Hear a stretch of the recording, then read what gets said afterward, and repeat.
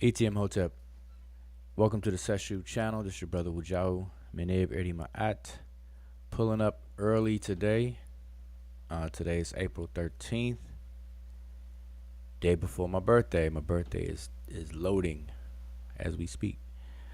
But yeah, it's early in the afternoon. Pulling up early to do part 2 of a continuation of what I went live with yesterday, last night. So if you haven't checked out the previous video, definitely make sure that you check out the previous video whenever you can. So I'm just going to kind of continue the conversation because as I've said in previous videos, I'm trying to do a lot better on the timing, the time of the videos. You know, I don't want to get used to, well, I got to dial back from doing these long 4 hour, 3 hour, 4 or 5, 8 hour videos and just limit it to 2 hours maximum. And so I've been doing good. Broke away for one video and did a 6 hour video, I believe. But you know, I want to stay on track. So yesterday I did a 2 hour discussion, had a 2 hour discussion, ended it, and so here I am now to continue that discussion on and this is actually a revisit of transliteration and translation, but I'm doing a little bit different this time, you know, explaining things a little bit differently because the goal and aim here is to clear up any confusion when it comes to transliteration and translation of the ancient Egyptian writing system and the language. So just want to make sure and see what is good with everyone. As soon as I get the chat on the screen, see what's good with everybody before I jump in. You know, so if you tuned in yesterday or you had the opportunity to tune in yesterday, then you're in the right place because yesterday I did end with letting everyone know that I will do a continuation. And so here we are. I know it's early in the afternoon. I won't be able to do it later this evening, so that's why I chose to pull up on everybody in the afternoon. So it'll be in the archives. It'll be here, be available for those who want to check it out. But I appreciate anybody who's tuned in now, hanging out live in the middle of the afternoon on a beautiful day here in Georgia, at least. And now the chat that I'm looking at is a continuation from last night. I'm trying to separate what's being said now versus what is said from last night. Try to see where it begins. LA, Oklahoma, that is the brother Damo. Peace to you. And I appreciate the super chat. Is that from today? Am I? Okay. Appreciate the super chat. Definitely. Appreciate the super chat. I'm sure you yeah, appreciate that. Brother Zane is in the house. All right, brother Zane is in the house. All right, so yeah, so hopefully everybody is doing all right and everything. We'll have Senate Mika's in the house. She said, "You early today?" Yep, I'm pulling up early. I'm pulling up I'm doing a drive by early today. So, if you know anybody who may be interested in this topic and it's available, spread the word. You know, let them know. Hit them up real quick. Text them. Send them a text message. Share the video. Send them the link. Because I'm gonna just gonna continue. Have a little bit of fun. All right. So first I'm gonna start off with a recap. All right, I'm gonna do a little quick, very brief recap, and then I'm gonna move forward. So you got about a minute. So if you need, you know, get your lemonade, get your tea, get your water, get your Gatorade, whatever it is you drink. Go ahead and grab it, and grab a pen and paper, or open up your digital notepad. Get ready to type. All right, because that's the kind of show we did last night. All right. So shout out to I love soil. Do you? Shout out. Zane said I missed the live yesterday. Yep. Zane, you missed it yesterday. You definitely missed it yesterday, man. Yesterday we discussed the secrets of the universe.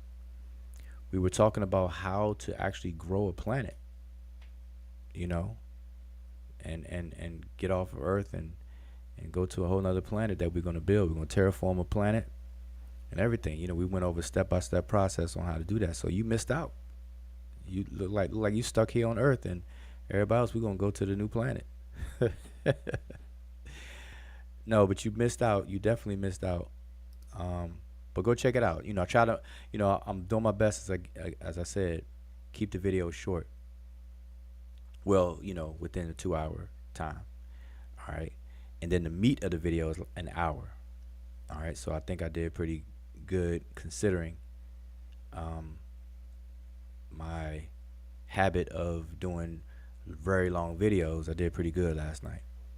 All right, so we're gonna continue. All right, so let's jump in. All right, let's jump in. So I want to first start off with a recap. Let me just clear the chat off the screen. All right, so I'm gonna start off with a brief recap in case you did miss it. You'll at least know what we discussed, and if you were here, then you know we're just doing a quick review. So yesterday, I decided to go live by request, really, and this was requested of me quite a few times. I just didn't have a chance to go um, to get around to it. And what the request was, you know, for me to clear up the confusion in regards to transliterations and translations of ancient Egyptian writing.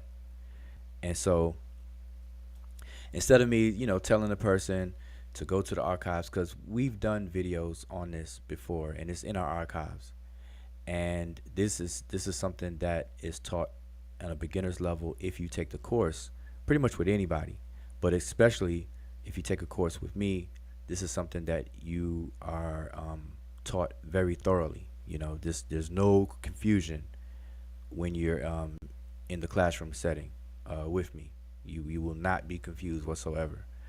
But instead of doing all that, I decided to go ahead and go live last night to go over it again, because I don't mind going over it again, because I do see confusion in the social community when people try to talk about the ancient Egyptian language, the hieroglyphs, you know, which leads to a lot of misinformation.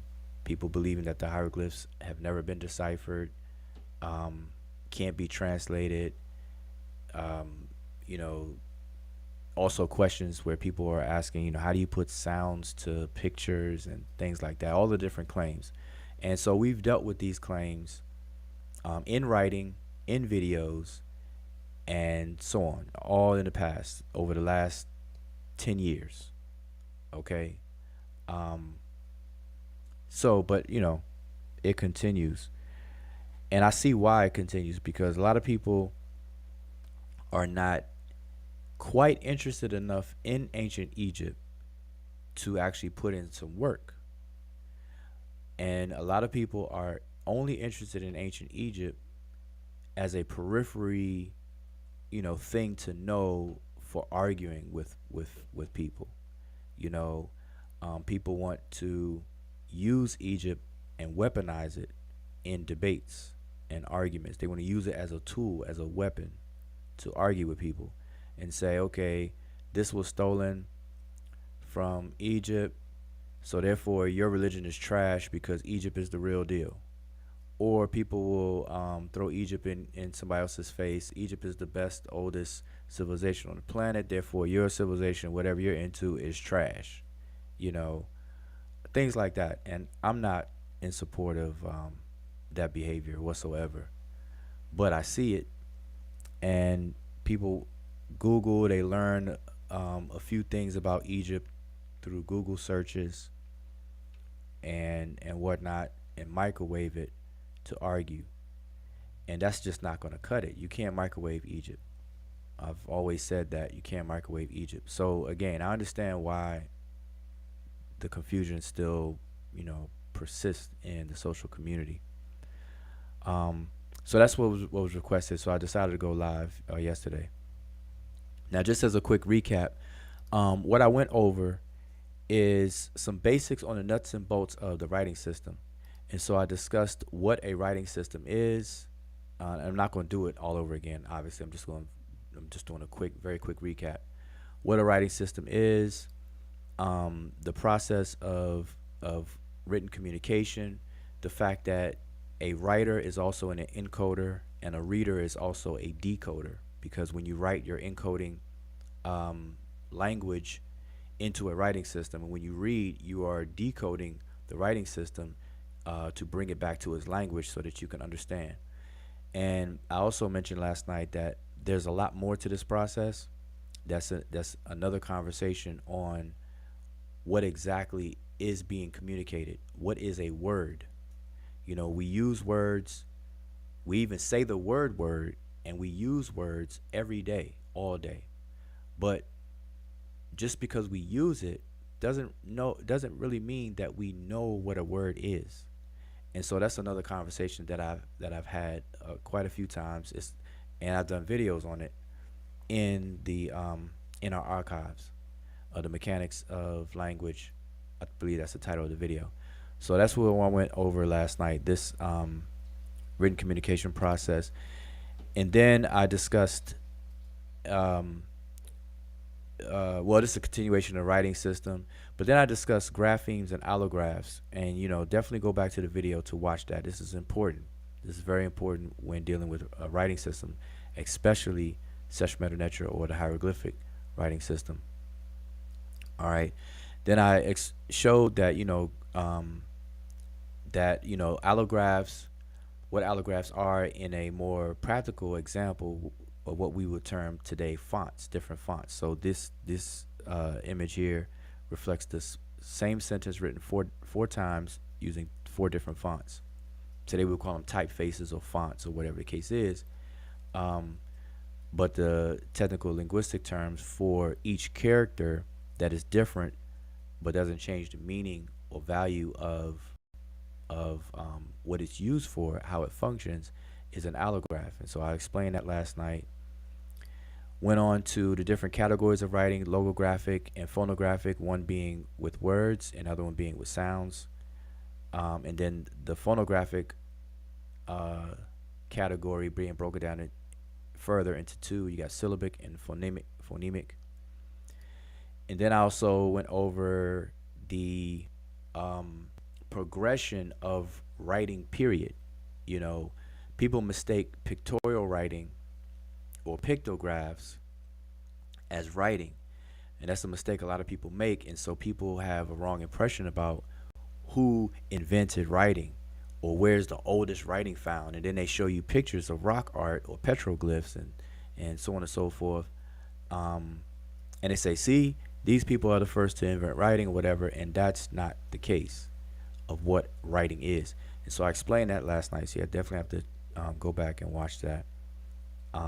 But the key point here is that in order to have writing, the rebus principle has to be present, and also you have the logographic phenomenon. Both of those are present when you have writing. All right, that's the key takeaway from last night. Then I explained what the hieroglyphs are, and the key word here is what they are. What they are, because it's 2 things: what something is, and then how that something functions. All right. And this is something people have to really understand about a lot of things. There is what something is, and then there's how that thing functions. And depending on how you're talking about the thing, any particular thing, you may go to describe it for what it is, or give it a name and define it by what it is, some kind of quality or attribute of the thing itself, or you may define it by how it functions. And those are 2 different things that could be confusing to people. So anyway, the hieroglyphs, I went over what they are, and then I went over how they function. And so without going over it again, you definitely check out the video from yesterday. So I went over pictographs, um, ideographs, logographs, gave examples yesterday, and then we went over phonographs. All right. And I also detailed, gave a little more detail about the rebus principle itself, and which is very important to writing. And this is something that we're all familiar with, but we may not know that it's called the rebus principle or know what that principle is by definition, but we are all familiar with it. We're all familiar with rebus examples. So here's an example I showed last night. This example, it says, it's hard to believe some people because they, and then you look at the picture and you can finish the sentence, be lying. And so with the rebus principle, this is, an example, and we're very familiar with things like this. All right. And it is the rebus principle that actually is where writing systems emerge from. And so again, I discussed it last night. Don't want to have to repeat myself today. I also showed an actual rebus, a visual rebus from ancient Egypt.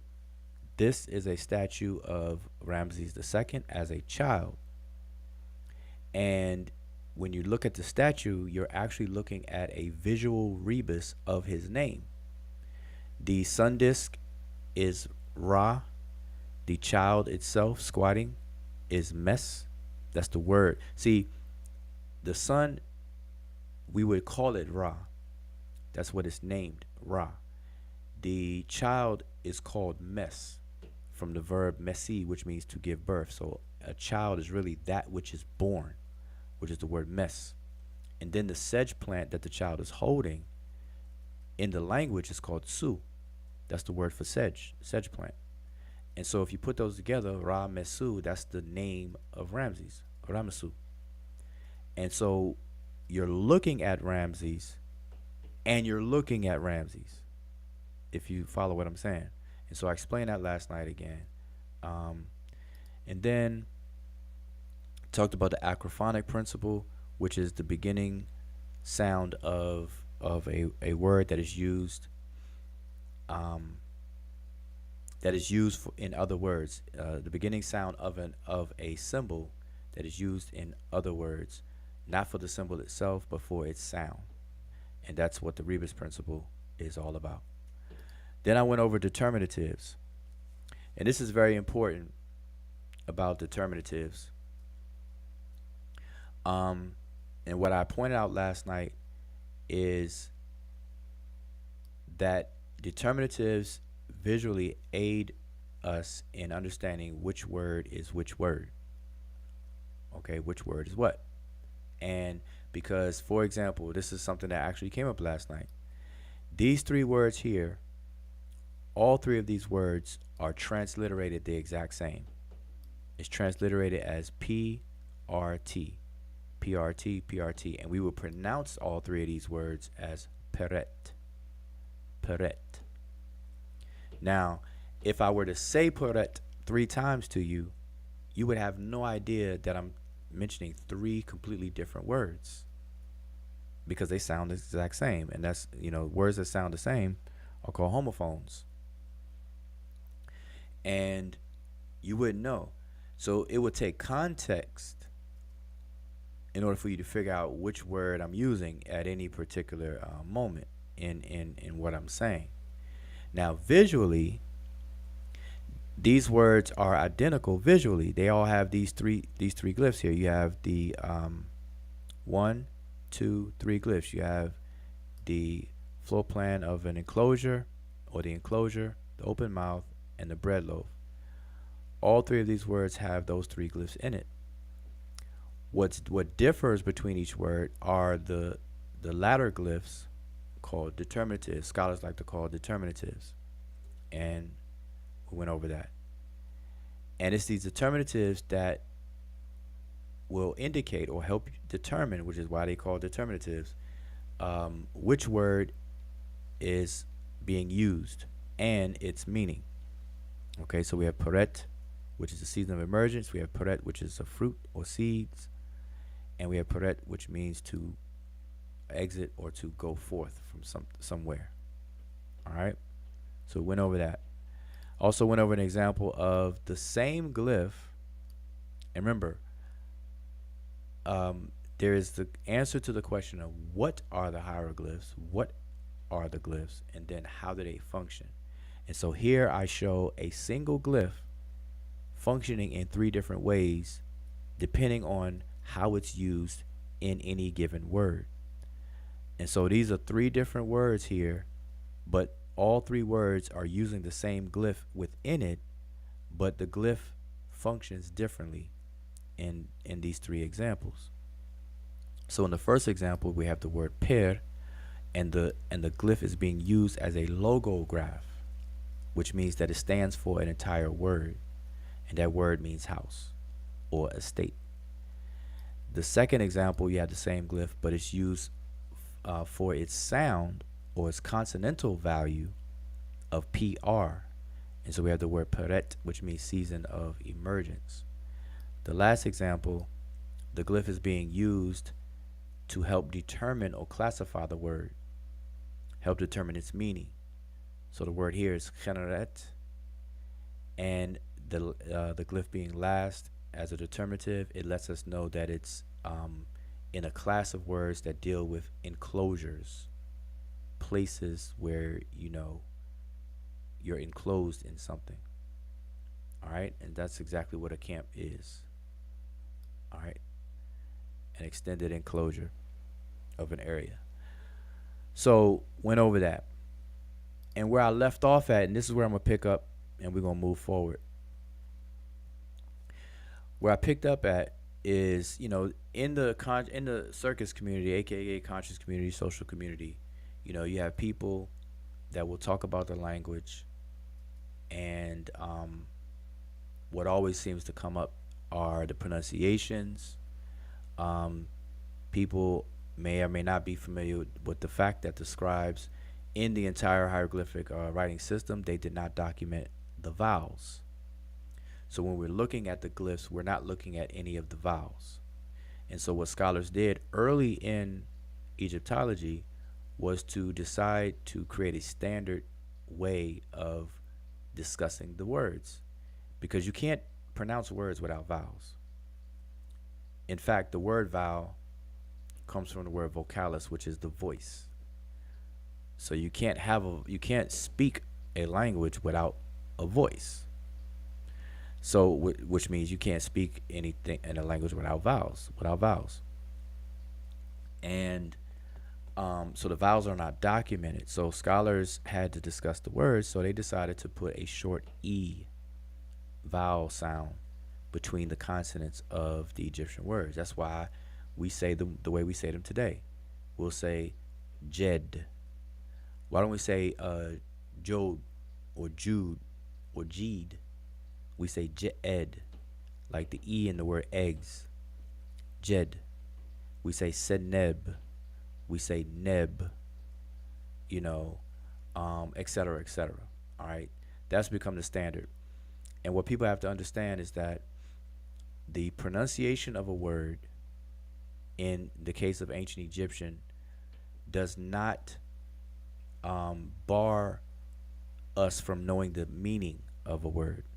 So even if we're not pronouncing it as historically accurate, or as it was pronounced in ancient times by the ancient Egyptians themselves, that does not mean we don't know what the word means. Okay? You can know what a word means, but jack up the pronunciation, and we do it all the time to this very day. There's words, that are not everyday words, and we look at it and maybe a more recent borrowing from Latin or whatever the case is. We know what it means, but we can't pronounce it. So it's no different. And so that has to be made clear to everyone. is that today's pronunciations are purely conventional. Purely conventional. All right. And we may never know the exact historical pronunciation, but we can come close through historical comparative linguistic work and phonology. We can get some good good ideas of how these words were actually pronounced, but that takes time, that takes study, that takes manpower and energy, and that work is actually being done. But it's a definitely lengthy project. Okay, so I went through that, and now one thing I want to start off today with is this exercise right here, which is what I started with last night. And this exercise I do all the time, but it's important. So I'm asking, you all now in the chat, can you read this? Now, if you saw the show last night, then obviously you participated already. But if you're new to the conversation, answer this question: can you read this? Now, last night I put the channel link, and I'm gonna do that again. If you want to read it out loud or type it, either one is fine. So I want you to type this here. All right. And I don't like the awkward silence, but I'm going to keep on talking. What I want you to do is type this paragraph in the chat. In the meantime, though, I am going to put the panel link in the chat here.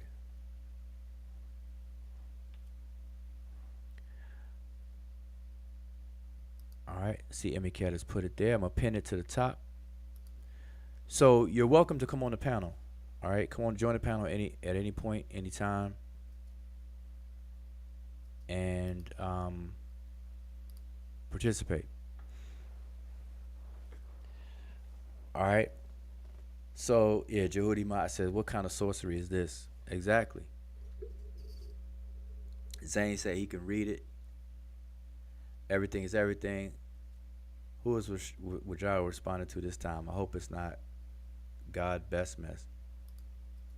I could tell you that, brother. Nah, I don't. That brother's not worth my time. Everything is everything. Not worth my time. Um, Nah, it's time to move forward. It's time to keep it pushing. You all have to understand. There's some people who joke around and have nothing better to do, and then there's people who want to see actual progress done. All right, and so I'm very consistent with the things that I say and the things that I do, and so because I don't want to I'm not gonna surprise anyone. Like what you see is what you get with me, and I'm consistent. Don't have any false expectations about it. You shouldn't, cause I'm that whissy wig person. What you see is what you get. I put it out there, tell you straight, shoot it straight to you, straight like that. And all right. So anyway, we got some candidates. So Brother Damo says, according to research at Cambridge University, it doesn't matter in what order the letters in a word. The only important, all right, got it so far. I know you got to continue it. Um, Everything is everything started out. According to a research at Cambridge University, it doesn't matter. Yep, start off good. Okay, that's cool. Damo continued and says, thing that the first and last letters be in the right place. The rest can be a total mess, and you can still read it without problem. All right, nice. So the point here is what I mentioned last night is that we can do this because there's an innate ability that we have as human beings, the way our mind works, the way our psyche works, is that we gravitate towards patterns. And patterns is what makes a thing a thing. And I don't want to sound, I don't want to confuse anybody. So I'm gonna try to keep it very, very simple. Last night I mentioned a phenomenon called pareidolia. I want y'all to look that up, and let me see if I can grab the spelling of that term. Pareidolia. I definitely mentioned it last night, and I typed it last night, and I forgot how to spell it. Pareidolia. Maybe somebody can help me out. Pareidolia.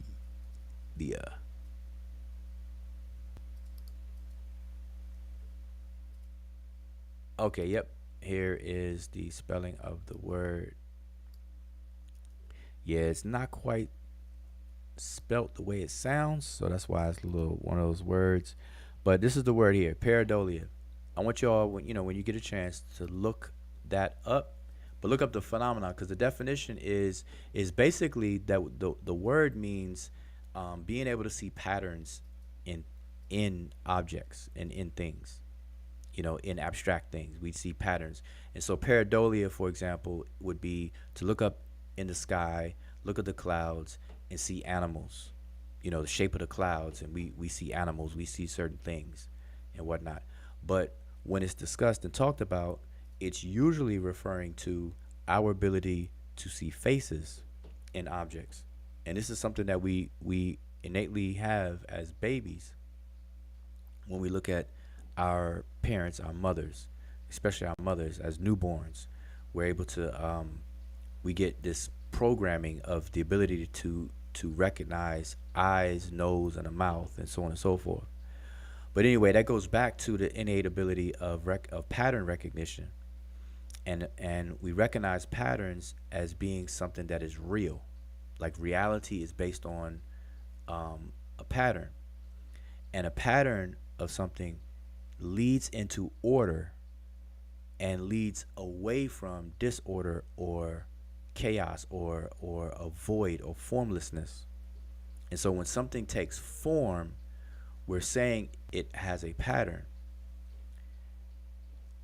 so to speak. And just to kind of support what I'm saying, I don't want to go off on too far on a tangent with that, but just to support what I'm saying, and so you all will know and anchor it in. We all know or should be familiar with the periodic table of elements, the periodical chart. Okay, the table of elements starts with hydrogen and ends up with whatever the last element is. But you all know the chart I'm talking about: hydrogen, helium, oxygen, carbon, iron, gold, silver, etc., etc. Okay. The periodic table, the chart itself, is a testimony and acknowledgement of a pattern, because the chart itself is arranged in a pattern. That's why they call it a periodical chart, because every so many periods of instances it repeats. And so you have the columns and rows of elements. And when you go to the far right hand side of the periodic chart, you have a completed element, and they're called noble gases. All right, those noble gases on the far right. And I bring this up because the periodic chart itself is a testimony to patterns. And this is a whole nother conversation, and so I'm just bringing this up to kind of connect it to what we're talking about today. But we can talk about this as a complete topic on its own another time. But the periodic table of elements is proof of intelligence. That's how intelligence is defined, by way of patterns. When we see a pattern, we look at patterns as being intellect or intelligence.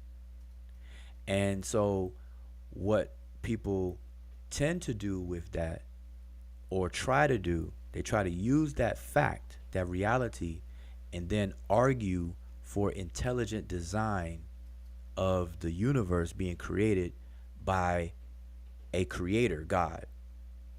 And they get into the intelligent design. And then people who argue against those folks try end up throwing the baby out with the bathwater, because they argue against intelligent design from a Christian perspective of a God, sitting somewhere and doing this, that, and the third. But in arguing against that, they're not understanding the fact that the periodic table of elements is intelligence. Like nature itself is intelligence by in the sense that patterns equal intelligence. When you recognize pattern, it's the perception of these patterns, which is the simultaneous perception of some type of intelligence there. But anyway, that's beside the point. But the point here is that we can read this paragraph. I said all that to come back to this paragraph. We could read this paragraph because of that phenomena that we have, okay, innate within us. And it doesn't matter. It doesn't matter which language it is. And this is why. Now we're trained. Obviously, this is English, and we're not born knowing English. We're not born being able to read English either. But we trained, and we're able to do this because of that innate ability. All right. So that's the point.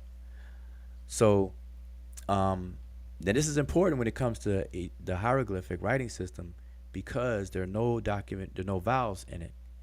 And so what happens is, and this is what I showed last night, is that when you see a document like this, for example, when you look at a document like this, if you're not familiar with the writing system, with the symbols or characters of the writing system itself, you're gonna see this as like chicken scratches, because your mind is reaching for patterns.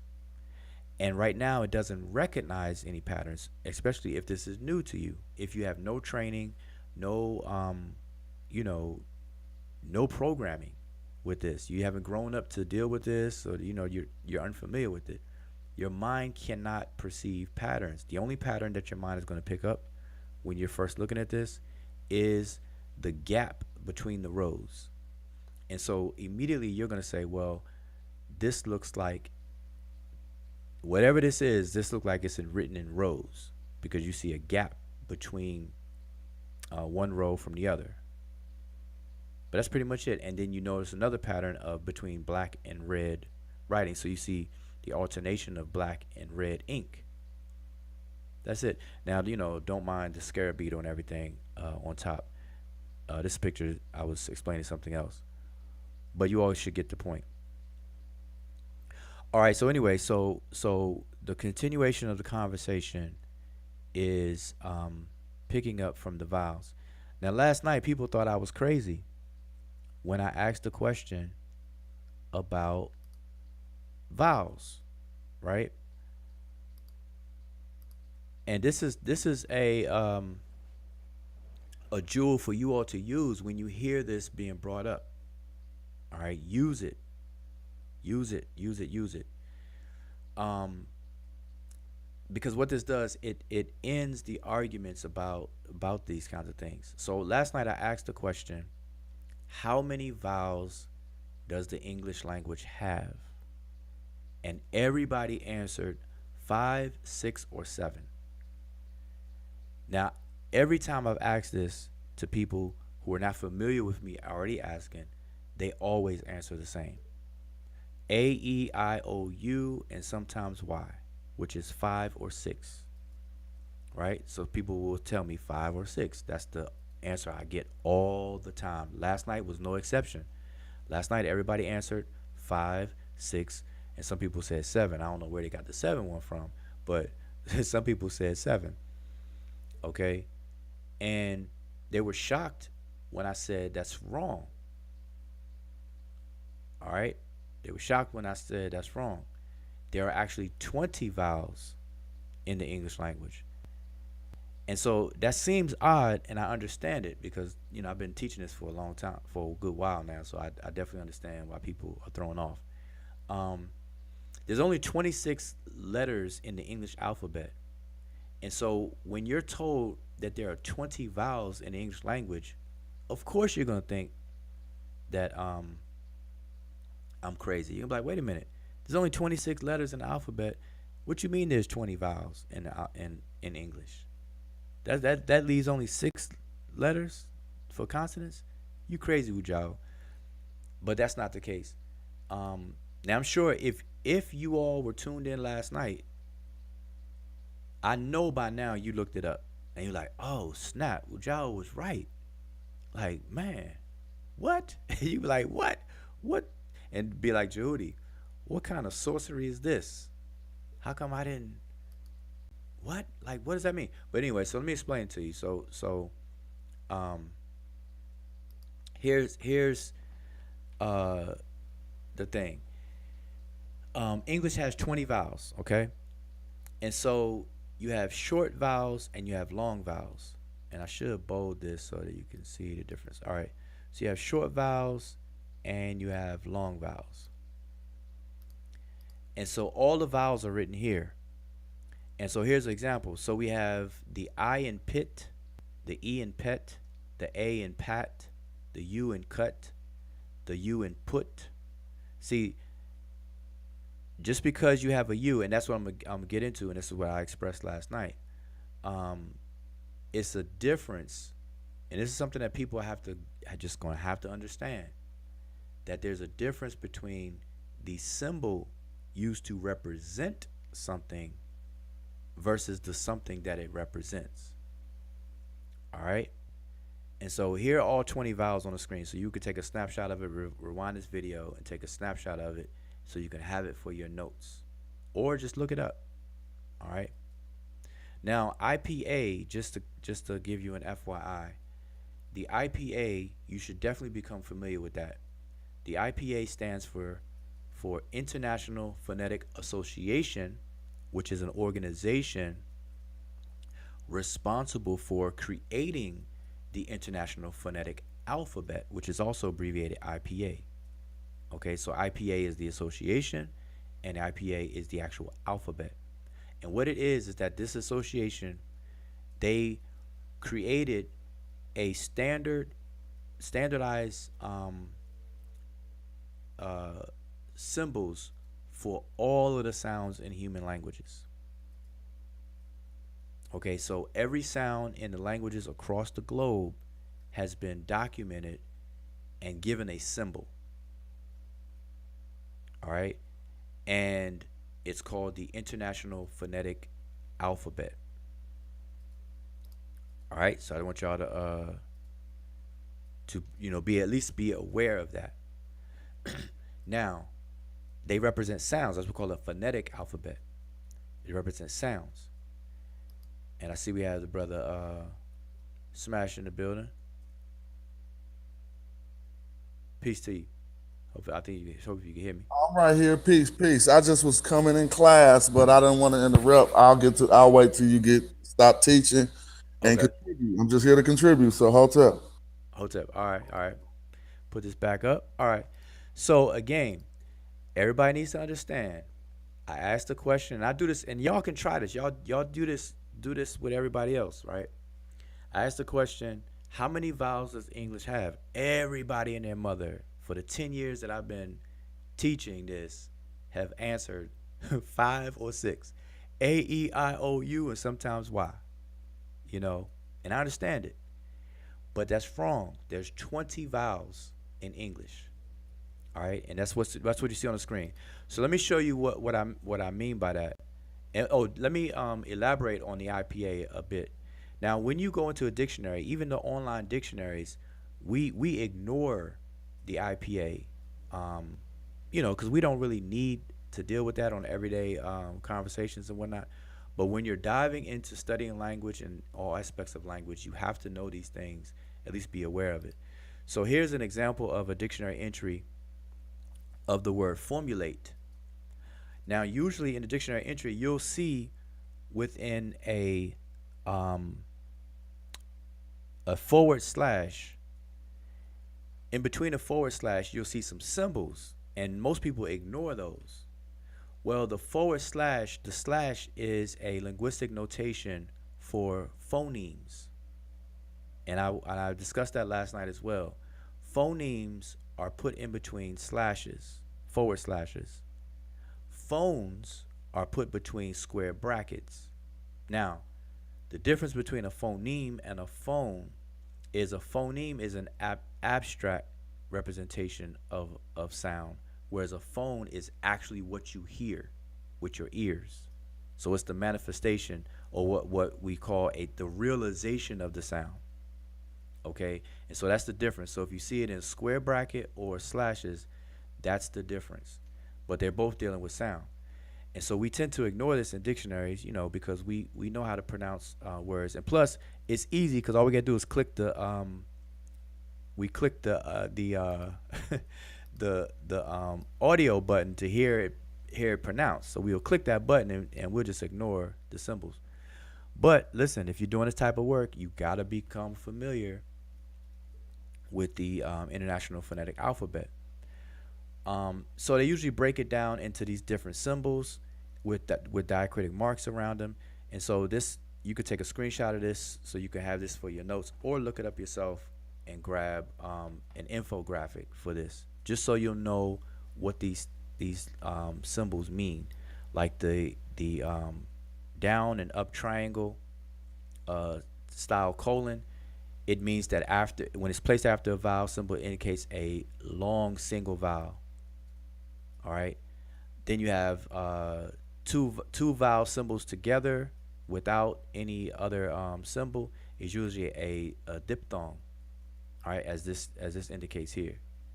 So anyway, on your own time, make sure you all become familiar with that. I don't expect anybody to memorize this stuff. We're not requiring people to have PhDs and bachelor's degrees in this, but you have to be aware at the very least.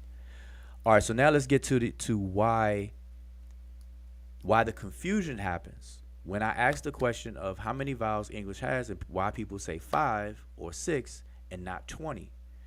So here is 3 separate English words: father, fate, and fat.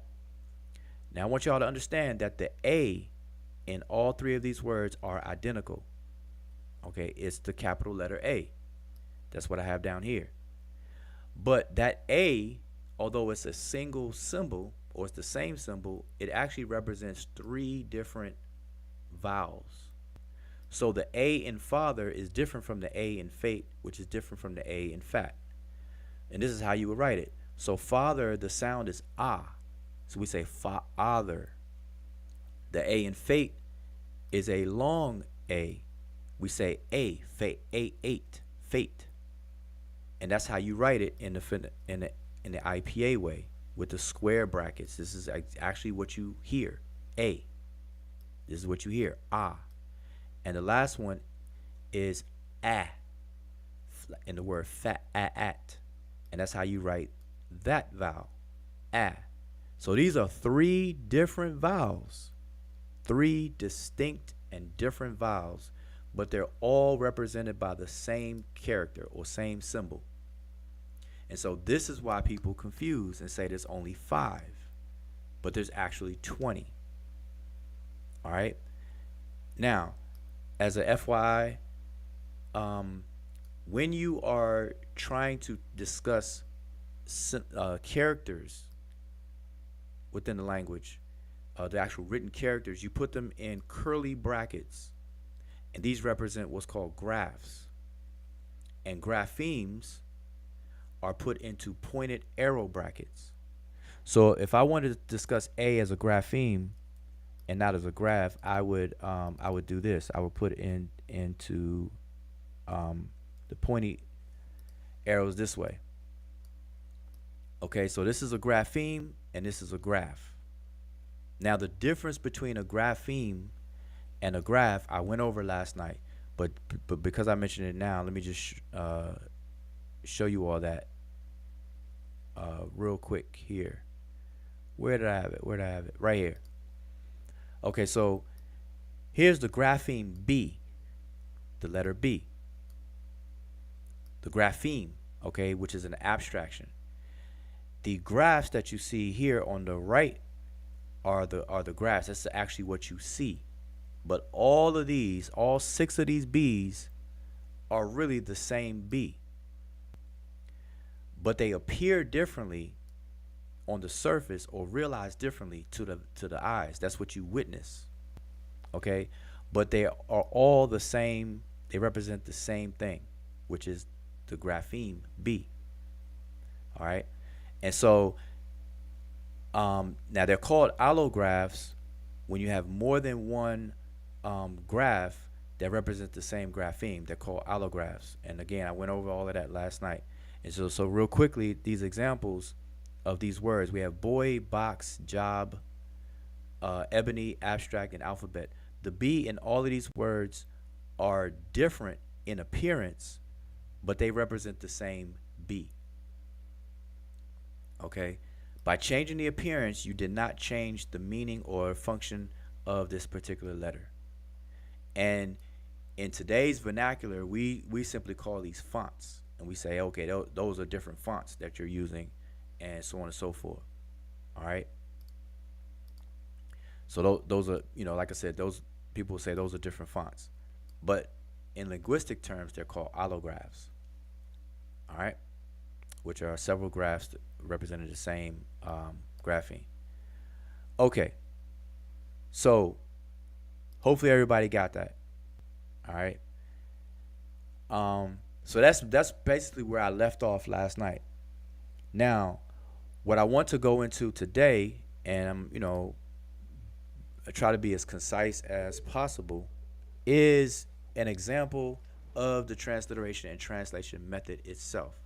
Having said all that I said last night, I'm going to demonstrate this now. On our channel, in our archives, we have tons of videos.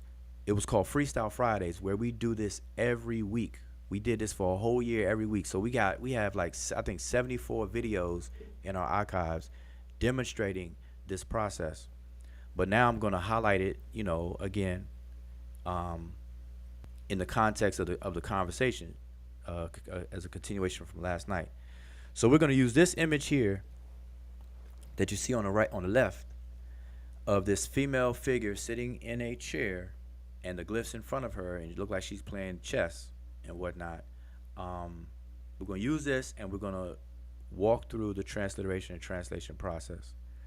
But first, before we do that, we have to define what is transliteration. So, what is it? Transliteration is an orthographic endeavor, and that's very important. Orthography, as I explained last night, it deals with the characters and the rules of a writing system. The spaces, the capitalization, the punctuation, uppercase, lowercase, all those kinds of things is collectively the orthography of a writing system. All right. So transliteration is an orthographic endeavor, and it's an orthographic endeavor by the conversion of a text from a source script to a target script. And I always need my little arrow here so y'all can see where I'm at. A source script to a target script. When we transliterate the hieroglyphs, we're simply transferring the glyphs, which will be the source, over into the English Latin orthography, which is the target script. That's all we're doing. Okay? And remember, it's an orthographic endeavor. It's not a semantic endeavor. And as an FYI, the word semantic means meaning. So you're not doing this for meaning. Transliteration does not involve meaning. Okay, it's simply an orthographic endeavor, which means you're just moving from a source script into a target script. That's the word trans. Trans means to move. All right, that's all you're doing. You're converting. So this transfer is not a transference of phonetics, which is how something is pronounced, or semantics, which is what something means, but rather a convention in orthography. That's it. Thus, the issues of pronunciations and meaning are not addressed in transliterations. And this is very important.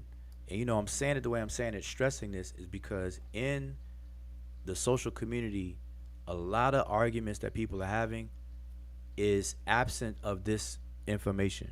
They're arguing from a place of ignorance, where they're talking about, the hieroglyphs.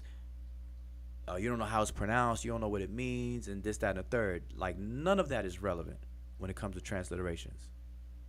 Transliteration is simply a movement from a source script into a target script. And so I show two examples here. So here we have the Chinese script, and I forgot off the top of my head what the Chinese script is called. So forgive me for you Chinese speakers out there.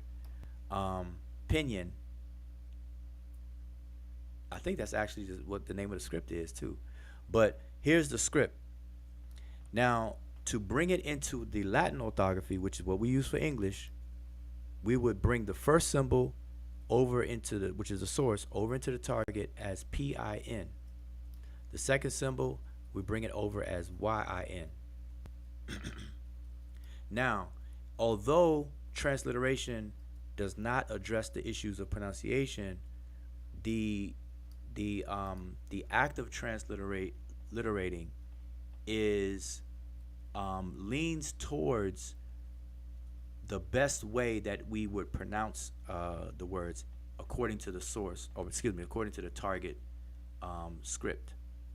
So when you move from a source script into a target script, you're going to try your best to stay true to the same representations in the target script for those sounds. All right, but that's not necessarily the case. All right, so I want to make sure that everyone understands that. So this is how we would transliterate the Chinese script, these two symbols, into the Latin orthography. Likewise with hieroglyph, we have three glyphs here, and this is how we would transliterate these three glyphs. The first one would be RA, second one would be MS, and the third one would be SW. All right, that's transliteration. Now, conversely, what is translation? They're two different things now, and some people try to use them synonymously, and they do so in error. So translation is the communication of meaning. Now, this is a semantic endeavor because you're moving. Remember, the word trans means to move. You're moving the meaning from a source language into a target language. So it's the communication of the meaning of a source language text by means of an equivalent target language text.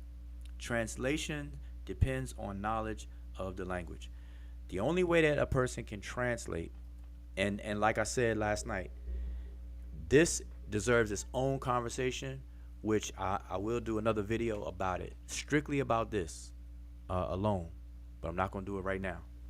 But in order to translate, you have to have knowledge of two or more languages, because the act of translating means that you're moving a meaning from a source language into a target language based on the closest equivalencies, which means you have to have a command or be competent of both of those languages. If you're not, then you're not going to do a good job, if at all. All right. So here is the example. So we start with transliteration. So we have the same three symbols or glyphs. We transliterate it. Same thing. Ra, the RA, MS, and then SW. Then we translate it. So now we did the orthographic endeavor first. Now we're moving the meaning from the source language, which would be Rani Kemet or ancient Egyptian, into English. Now, here's the extra step that we have to do it. This the gravy on the rice. This the the icing on the cake. That when you do that, the target, when you bring a meaning from a source language into a target language, you also have to apply the target language grammar. Okay, because the grammar of the source language, in most cases, will be different than the grammar of the target language that you're going into. So it has to make sense in the target language. So literally, these words will come down as Ra, Bor, Him. Now we could say it that way in English, but that's not quite the way that we would how we speak. So the more fuller way to translate this will be, it is Ra who gave birth to him. And so it is because of the flexibility in applying the grammar, and you have different ways of saying the same thing in English, is why two different translators may be slightly different from one another. So you may pick up a translation of a text by Faulkner. You may pick up a translation of the same text by James P. Allen or Alan Gardner, and they'll be slightly different. And that's why. Okay? It's not that they're wrong from each other, it's that there is wiggle room when it comes to the application of the grammar and the words that you fill in. Okay? Because certain languages don't have the same function words that we have. For example, is, the to be verb or copula that we have in English, it doesn't exist in other languages, and we have to add that in there because we have subject predicate in terms of sentence structure. Whereas, like, for example, in ancient Egyptian, we have what's called non-verbal sentences, which means sentences that have no verbs. In English, that doesn't exist. All of our sentences have verbs, which begins the predicate. The predicate begins with a verb. We have, uh, linking verbs or whatever the case is, but we have verbs. And so that's a big difference. Now, when we translate a nonverbal sentence from ancient Egyptian into English, we have to add the verb. But it literally doesn't exist in ancient Egyptian. So you see, so there's always that room of flexibility in translations. And so people have to be aware of that. All right, so that's translation. So now let's get to the actual process. So the transliteration and translation method, there's 4 steps to this method. They're immutable, meaning you cannot change or deviate from these steps at all. Nobody can and nobody does or should. If you do, you're going to be wrong each and every time. Now, the speed that you do these steps will differ between on your skills and how well, you put in the work. But step 1 is an observation step. So step 1, you're going to determine the direction in which the glyphs are to be read. That's a very quick step. Okay? There's only 2 possible directions that the glyphs can be read, and there are 2 orientations. 2 by 2 is 4. So you'll hear people teach it, they'll say there's 4 directions. But technically that's not correct. There are only 2 directions, but 2 different orientations as well. That's where people get the 4 from. So it's either, directions are either left to right or right to left. That's it. It's just that simple. And we like to keep things simple. You're either going to read it from left to right or right to left. All right, the glyphs, that is. Now, there's 2 orientations. Either it's going to be in columns or rows. Just that simple. That's it. It's either in column or it's going to be in a row. Either left to right or right to left. That's it. All right, so that's step 1. That's what you're going to make that determination for in whatever it is that you're dealing with, whatever piece that you're studying. Now, mind you, we're going to use this picture as our example. So already in step 1, you're going to determine the direction in which these glyphs are to be read. And immediately you see that these glyphs are in columns. The direction would be from right to left. And we're going to get into that. So I'm just kind of prepping everything up. Step 2 is referred to as a data collection step. In step 2, you're going to identify each and every glyph. Now, that step may seem like a daunting deal, right? Especially if you're a beginner, because you're like, man, you mean I gotta look up each and every glyph? And see, look what would happen if you had a big text like this. Now, I know this is in what's called hieratic, but this will be intimidating if you had to look up every individual glyph, even if this was written in the formal pictorial style of Sesh Netcher. All right, you'd be intimidated. Even on this picture, here, you're like, man, I gotta look up each and every glyph. And the answer is yes. If you're a beginner, But as you put in the work and as you do it, you're no longer going to need to look up each and every glyph because you're going to already know from memory. Okay, so I always tell that to people that step two in the beginning is going to be a long, tedious process, but you'll get faster and faster exponentially. You'll get faster um, very quickly. You know, it'll speed up very, very quickly. But that's the step, data collection. So what you're doing is you're collecting data about every single glyph if you don't already know it. All right, so you only have to look up the glyphs that you don't already know. Step three is a pattern recognition step. So step three is to group the glyphs into words. Now, the reason why step three exists or pattern recognition exists is because unlike English, the Sesh Meta Netcher hieroglyphic writing system, there are no spaces or punctuation. So by just looking at it, you don't know where one word ends and one word begins because there's no space. There's no commas. There's no periods. There's no periods to end a sentence or anything. So you have to recognize patterns, which goes back to why I always start off with this paragraph right here. And I ask people, can you read this? And everybody that I've ever asked this question to, without fail, has been able to read it.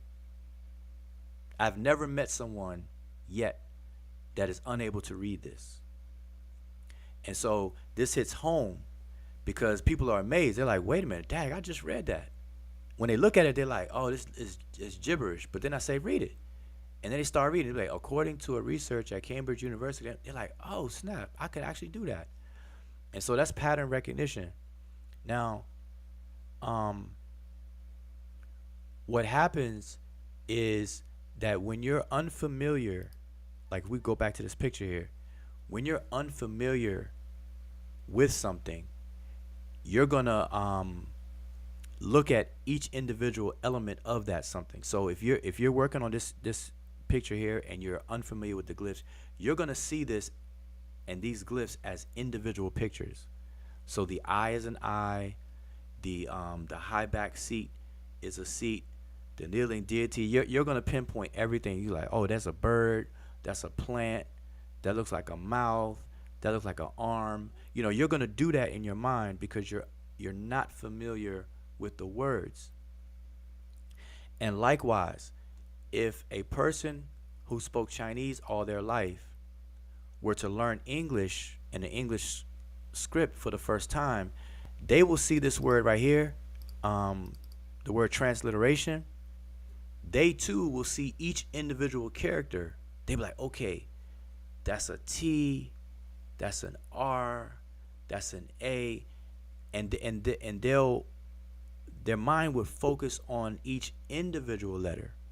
But for those of us who speak English and read all of our lives, we don't do that. We see the whole word as a whole. And it's because of that, which is why we're able to read this paragraph. We don't look at A, like this first word right here, AOCCDRNIG. We don't read like that. We see the entire word according, even so much so that if it's out of order, we still get it right. You see how amazing that is, in the mind's ability to do that. So anyway, that's what step three is about, and step three comes naturally over time. The same way we learn how to read English over time.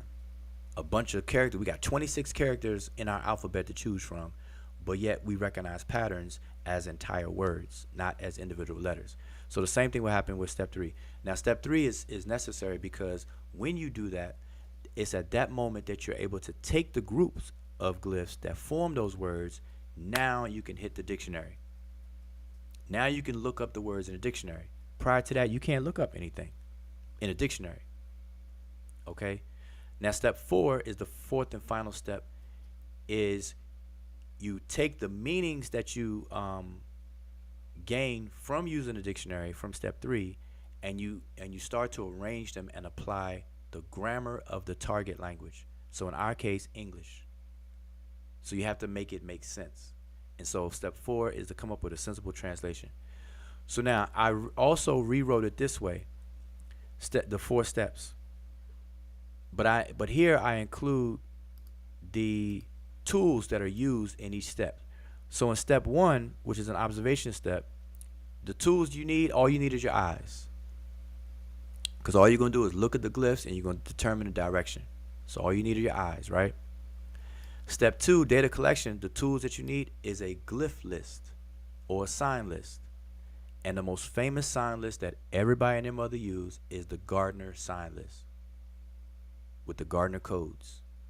Okay, Sir Alan Gardner is the one that standardized the glyphs into the groups based on the similarities of each glyph. So, for example, he has a category of M for all of the flowers.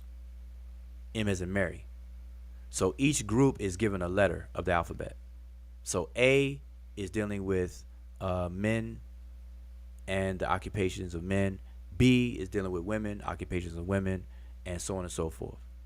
D is human body parts, etc.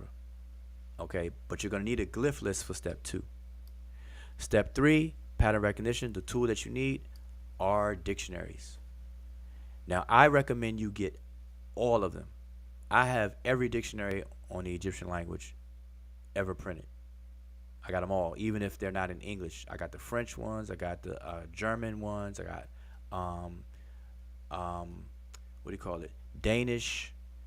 I have one also, I believe, in Italian,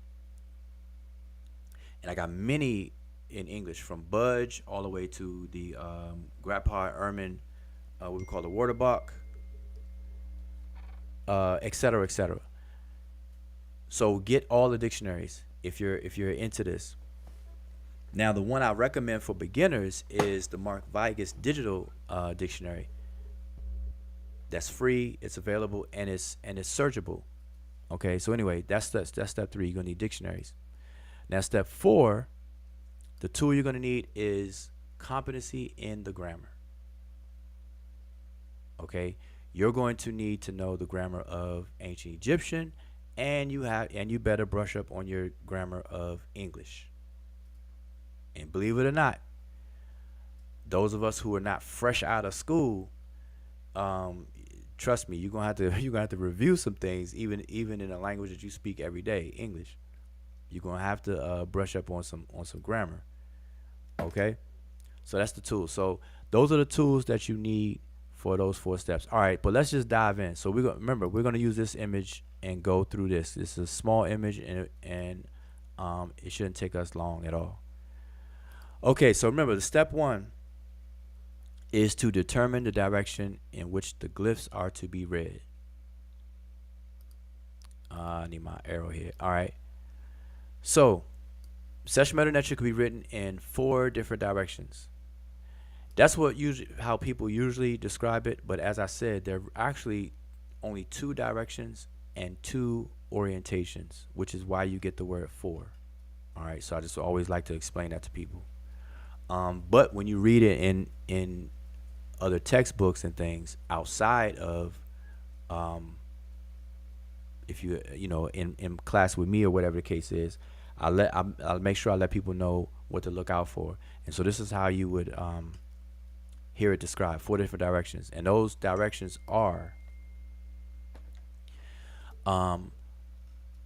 horizontal left to right, which is in a row, or horizontal right to left, which is also in a row. So this is row, and these 2 are columns.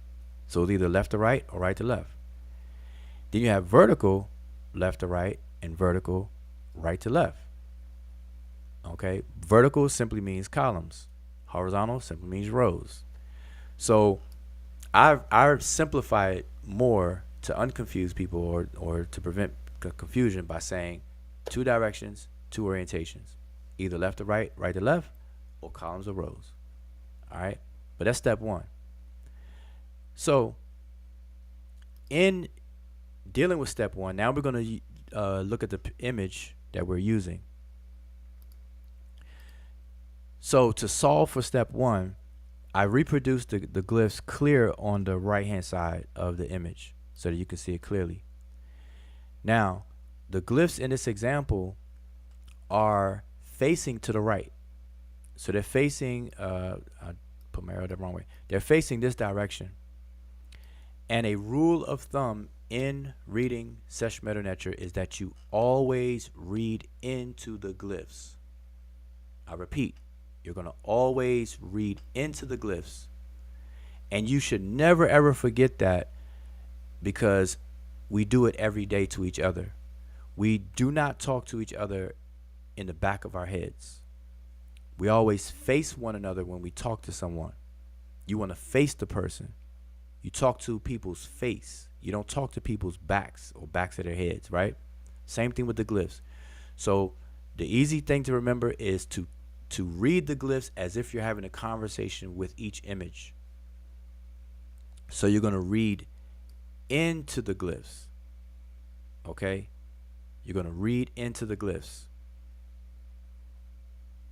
All right? That's what you always do. Read into the glyphs. So that's the direction. So because the glyphs are facing to the right, you're going to have to read from the right to the left, because you got to face them. You got to read into them. Okay? That's a rule. Don't change it. Don't try to break the rules. Now, here is where people get confused at with that rule. Now, that rule is simple. You see how easy that rule is? Easy to remember and everything. But people get confused when the glyphs are in columns, because in each column, you're going to read into the glyphs. But some glyphs are stacked on top of one another. And so you're going to read from the top in a downward motion while reading into the glyphs. So if you had to number these glyphs in order that you read them in, it would be the eye would be first, the high throne or seat would be second, the seated deity with the curved beard would be third, sedge plant would be four, etc., etc. All right? And that's good practice to do. So if you take any image and just start numbering the glyphs in the order in which you hit them, and then check your work. If you do that, you'll get good at it real quick. It takes a day, less than a day, just to become comfortable and familiar with that process. All right. So the answer or the solution for step one in this case is that you're going to read from right to left. And these are in columns, so you're going to read from the top down. All right, in each column. Now, I don't have this on the screen, but I'm going to give you an FYI bonus. There is a phenomenon called retrograde inscriptions. Now, that doesn't change the rule. What retrograde inscriptions mean is that the column order is backwards, not the glyphs. So I hear a lot of people explain retrograde as if you're going to read in the back of the glyphs, and that's not true. You're always going to read into the glyphs, but the column order may be reversed. So for this one, this is not a retrograde text. But if it were, it simply means that you would read from, although the glyphs are facing to the right, you're going to start your column on the left. And you go from left to right column wise, but not glyph wise. So in this column, you're still going to read from right to left this way. In this column, you're still going to read from right to left this way. But when you jump from column to column, you're going in a right direction. You're going to the right. Okay, that is called columnar retrograde. And again, I don't have it on the screen or an example. But if you need an example of that, just look in the Book of the Dead of Annie, which is a very popular one you can find online right now. Just look at the funerary procession scene. That entire plate or sheet is in columnar retrograde. The glyphs are facing to the right, but you're gonna read starting on the left. And the reason why, here's another FYI. The reason why columnar retrograde even exists is because the Egyptian scribes um, felt it necessary for the reader to follow the text in the direction that the text is going, in the activities of what the text is describing. So, for example, in the funerary procession of Ani, when he's leaving his residence and being marched in a procession or parade to his gravesite, the procession is moving from the left to the right. His house is on the left, and the gravesite or tomb is on the right. And so all the people are walking in that direction in the scene when you look at the scene. And I wish I had it real quick to show you. So when you read it, the scribes wanted you to read in the same direction that they're traveling in. Okay? And likewise, in several tombs, you have columnar retrograde because they want the reader in the tomb to follow the story in a direction based on the cardinal points from the north, east, south, and then west direction. So if you're reading, for example, the Book of Gates, certain columns in the Book of Gates is going to be columnar retrograde. The glyphs are going to face the right, but you're going to read from the left because you have to follow the story going from the east, then to the south, and then on the western side, et cetera, et cetera. Okay, so anyway, don't want to spend too much time on that. All right, and I definitely don't want to confuse anybody. Okay, so let's keep going on here.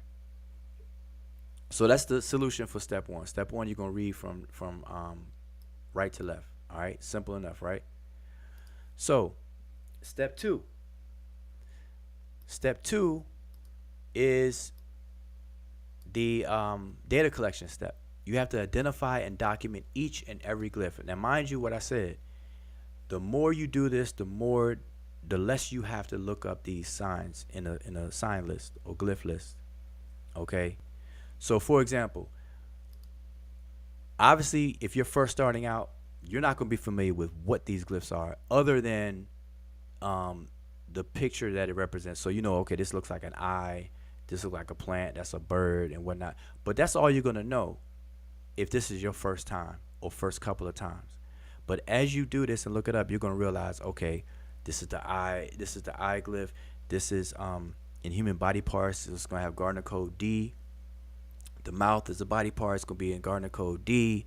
This is a seated deity or seated, it's going to be in the Gardner code A something, A40. The sedge plant is going to be in M, and the bread loaf is going to be in X. The birds are all in G, so this is going to be a G something. This is a G something bird. You're going to know it, and you're going to know how these glyphs can possibly function. Now, that takes time. It's going to come over time. So for me, at this point in my studies, I don't need the sign list for any of these glyphs on the screen. Okay?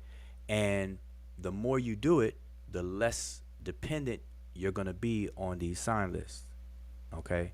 Now, I still use a sign list, so I don't want to say what I just said and make y'all think that that I got all the glyphs memorized and straight off the dome like that. But I have quite a bit, and that's just over time. And if you snooze, you lose. So if you don't use it, you start being forgetful. You gotta refresh and everything. So anyway, so what you have to do is you're gonna use a sign list. Now, a sign list is usually gonna have these 4 elements in it, whether you use Gardner's or whoever, because everybody used the same one basically. I don't care what scholar you have or what language it's in. Everybody uses the same sign list. Okay, and it's going to have 4 main elements: the Gardner code, the sign itself or the glyph itself, a description of what it is an image of, and then the possible ways it can function. Okay, so you have the code, the glyph itself, the description, and how it can function. All right, and you're going to need to know all of these things to be aware of it. Now, one thing about this process I will say that is mandatory, absolutely mandatory. You have to memorize what we call monoliterals. fully. You have to know those like the back of your hand. You definitely have to know the monoliterals fully. The biliterals and triliterals and so on. Um, you it would obviously be better if you memorize those as well, but that is a huge task to do. Um, but you'll just be familiar with the ones that you see all the time. All right. So here's the solution for step 2. So what you do is you take the first glyph, an I. You look in the sign list and you find it. Um, and I put the answers here for each of these glyphs. So the first one is Gardner code D4. It is an I, and these are the possible ways in which it can function. Now, out of the functions is how you would transliterate these glyphs. These are the possible ways that the glyphs can be transliterated as well. So if it's used as a logo graph, it is for the word iret, which means I. Okay, but in this case, it's not being used logographically. It's being used phonetically for the two consonants I, R. I mean, yes, I did say two consonants I and R, and we normally would think of an I as a vowel. But remember what I said about transliteration. There's no association with sound or meaning in transliteration. So just because you see an I there does not mean the same thing in English, the same way an I functions in English. This is for convention.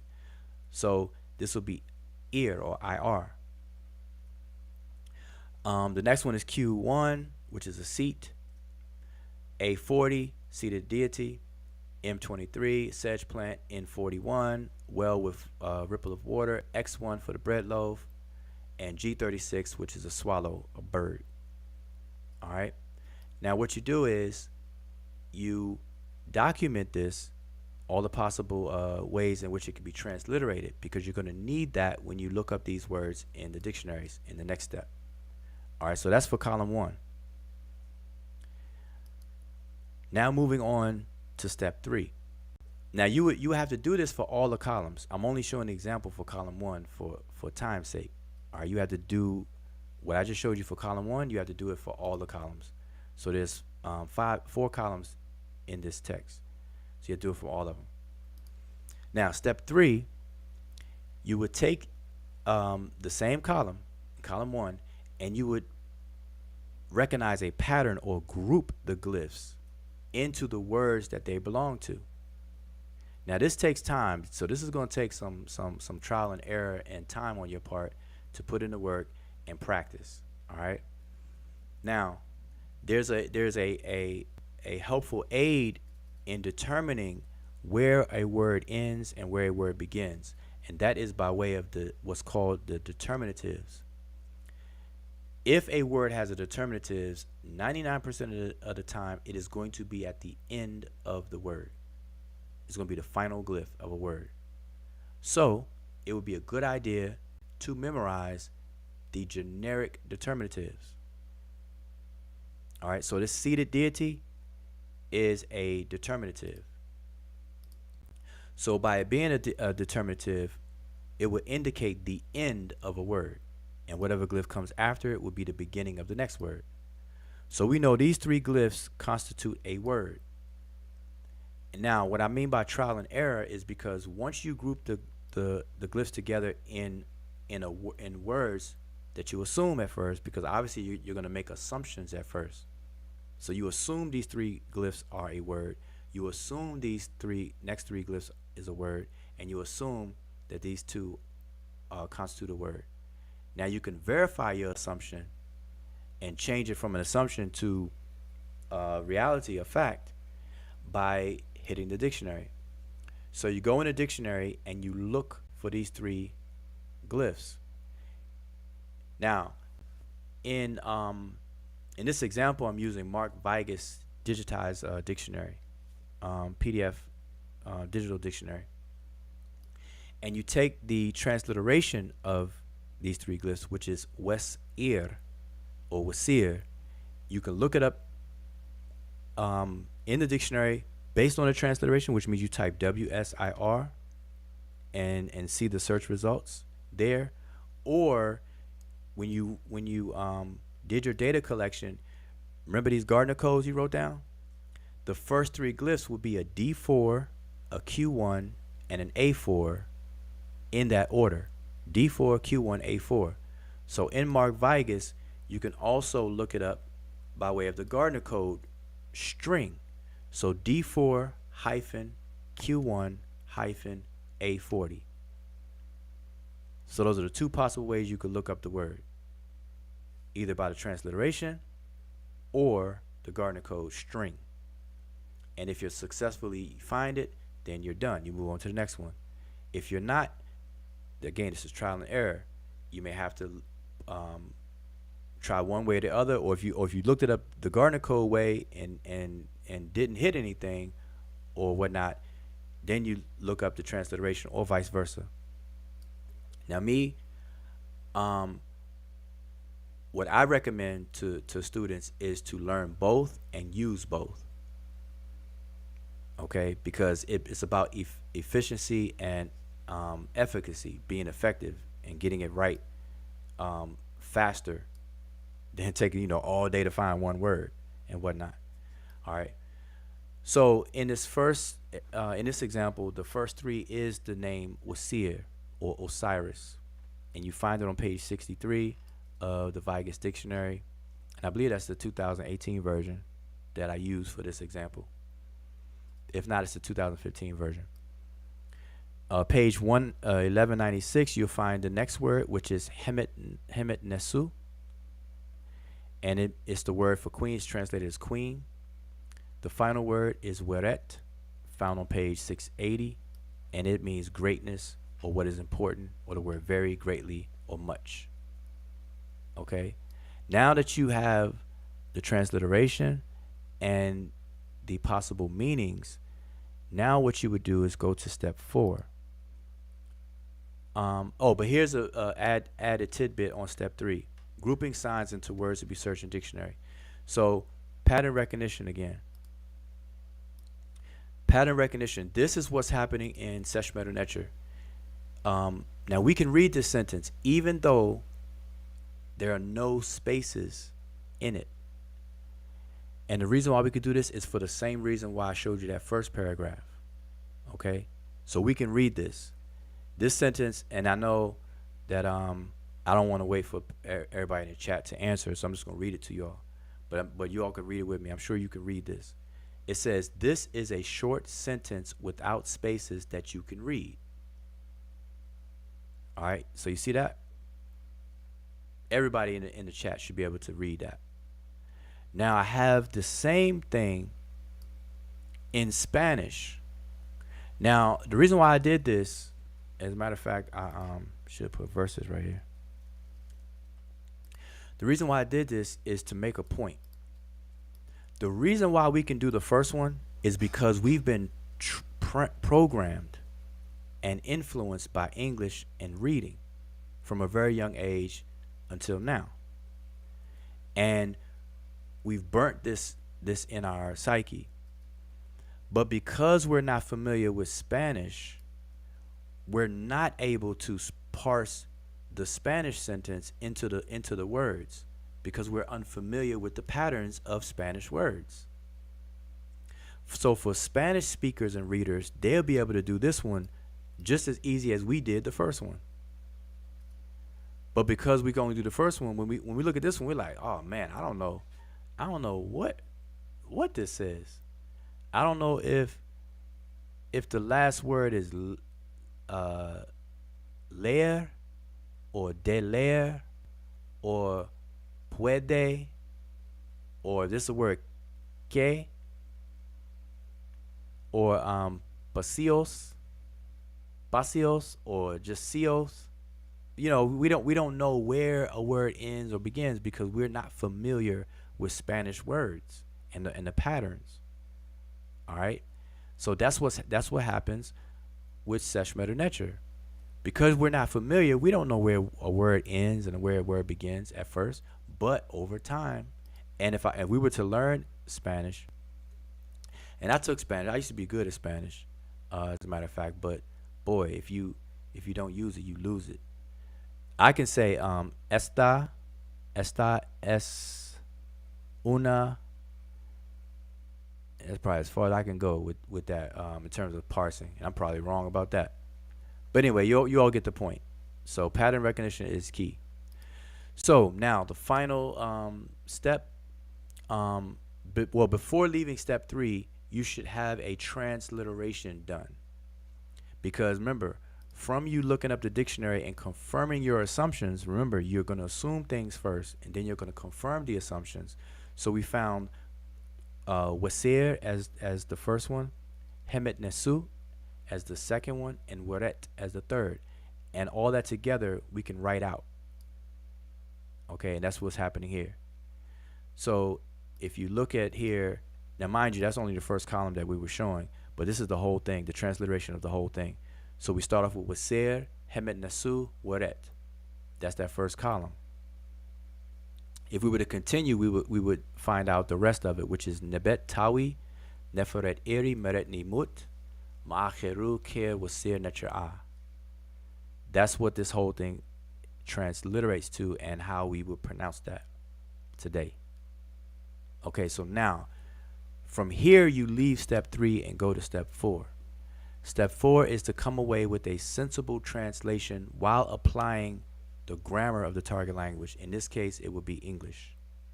But you have to be familiar with the grammar of the source language so that you can stay as close and as true as possible to it. All right?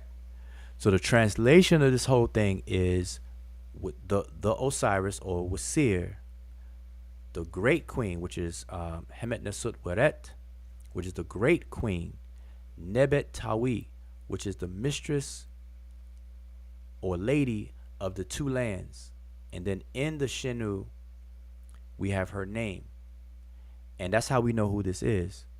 And we have Neferet Iri, but we pronounce that Nefertari.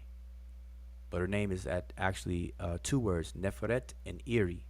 Neferet Iri. Then we have Meret Nimut, which means that she is Nefertari, the beloved one of Mut, the deity Mut. And then it goes on to say Ma'acheru, Ker Waser Netcher A, which is true of voice before the deity Osiris or Usir, the great god. Now what's interesting, now that's the translation. What's interesting about this piece is, one, first of all, women should love this piece because it elevates women. Because women, women are seen as not being elevated, so this would elevate them. But women overall. But 2, this woman is Osiris, is an Osiris, which proves that women can be Osiris. That Osiris, being an Osiris, is not a male only club. Okay? Men and women, males and females, can be Osiris. And in this case, she is called the Osiris, Hemet Nesut, which is the royal wife, the great royal wife, or we would just say queen. The word waret is great, the great royal wife. So the Osiris, the great royal wife, the lady of the two lands, Nefertari, beloved one of Mut, who is true of voice before Usir, the great god. So you got 2 different Osirises here. She is being called Osiris, and she is before Osiris, which seems a little strange at first, but if you're familiar with the culture, that is normal. As a matter of fact, all of the Book of the Deads that you read, from the most famous ones, probably Book of Dead of Ani. The next famous one is Hu Nefer. If you look in those books, they're called Osiris as well. The Osiris, the royal scribe, Ani Makeru. Or the Osiris, the royal scribe, Hu Nefer Makeru. They're called Osiris. And they'll show them a picture standing before Osiris. It's crazy. I mean, it's not crazy, but if you're not familiar with this, it will seem crazy. that you're being called Osiris, and then you're looking at Osiris on his throne with his Nebet Hut and Osset standing behind him, and so on and so forth. But that's a whole nother discussion that I wouldn't mind having. All right. So anyway, so that's the process. All right. So hopefully y'all follow that and everything. And I could stop here. We got 15 minutes left. But I want some engagement. Anybody want to join the panel and I have any questions? Because the thing is, the takeaway here is I don't want anybody to be confused. I don't want anybody to walk away puzzled. We don't do puzzles over here. We don't leave puzzles. We don't leave confusion. None of that stuff. All right. So shoot your questions. On Smash still here on the panel. Yep. So Smash, you on the panel. So I'm just gonna go ahead and open it up. And I'll elaborate. If I have to. Oh, let me end with this. I will end with this. This is something that that I have adopted as a tradition from Dr. Riketti Amen. So ever since I started teaching, and for as long as I've been teaching, I encourage everyone to memorize the basic generic offering formula, which is referred to as a Hotep D Nasut formula, because one, it's rhythmic when you recite it. Two, it's a good exercise to learn the process of the glyphs and everything that I just spoke of. And then three, it helps you to feel like you accomplished something. And it's something real and something that you can see. And then lastly, it's very prolific. No matter what museum you walk into, if you go to Egypt right now on a tour itself, you're going to see this formula everywhere. Okay? And it's an offering formula. So I have the transliteration and translation covered up with this blue. But here are the glyphs to it. And this is a generic, basic version of it. So they get longer, and some of them are even a little shorter than this, but they have the basic same elements. Every single one of them have the same elements. That's why they call it a formula, the formulaic offering formula. And we just shorten it to Hotep D Nasut formula. All right. So this one, I'm just going to read it to you all from the glyphs, and then I'll show the transliteration and translation. Okay. Now, so in my classes, I encourage students to memorize this and to be able to recite it from memory. And every single group of students I've had, are able to do that. And it's just a good boost for everybody to be able to do that. And plus, when people do it together, recite it together, it's just nice. But now this has a cadence to it or rhythm to it. So I'm going to read it in the cadence but slow. So we have, and let me turn my arrow on so y'all can see where I'm at. And let's see, change this color here. All right. So I'm on this first line. Well, I'll read each line first, and then I'll do the cadence. So we have Hotep D Nasu Wasir Neb Jedu Netcher A. Then we have Neb Abju. Second line, DF Peret Cheru. Then we have T Henket Ka Aped Shes Menchet. Third line, Ket Nebet Neferet Wabet Unket Netcher Im. Last line, In Ka Ni Imaku Aku Ma Keru. All right. So those are all the lines and all of the words individually, but the cadence it has a cadence and a rhyme to it a bit. So the first line, spoken more so in the rhythm and the cadence, would be Hotep D Nasu Waser Neb Jedu Netcher A Neb Abju. So you see how I kind of had that ooh at the end. Hotep D Nasu Waser Neb Jedu Netcher A Neb Abju. DF Puret Keru. T Henket Ka Apet Sesh Minket. Ket Nebet Neferet Wabet Anket Netcher M. In Kani Imaku Aku Ma Keru. So you see how that kind of rolls? And so if people are able to recite it, it sounds really good. All right. So one more time. Hotep di Nasu, Waser Neb Jadu, Netcher A Neb Abju. DF Puret Keru. T Hinket Ka Apet Sesh Minket. Ket Nebet Neferet Wabet Anket Netcher M. In Kani Imaku Aku Ma Keru. So you see that? That's how you would recite that. And here's the transliteration of everything that I just recited. And here's the translation.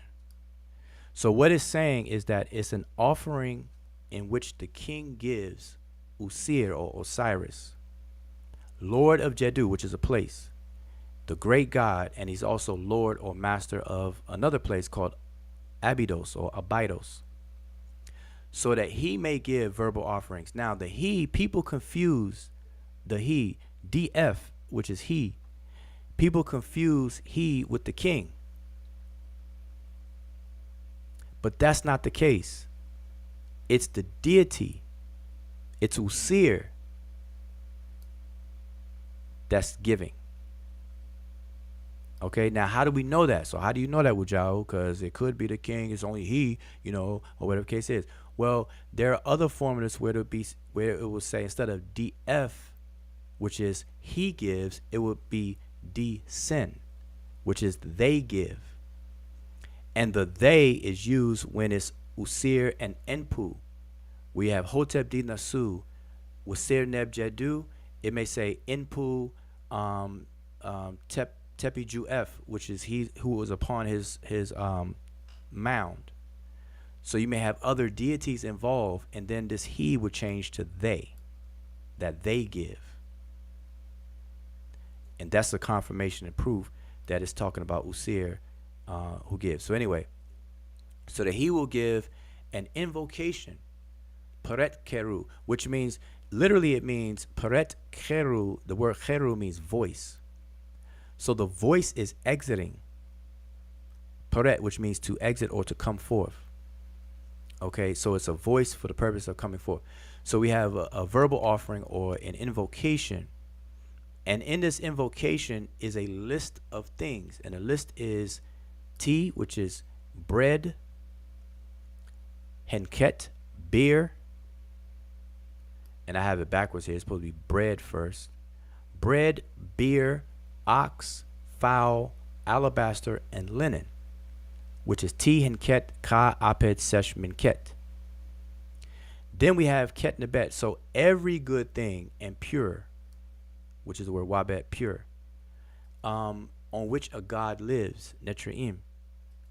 And then in kani is the beneficiary person for the ka of the revered ones, which is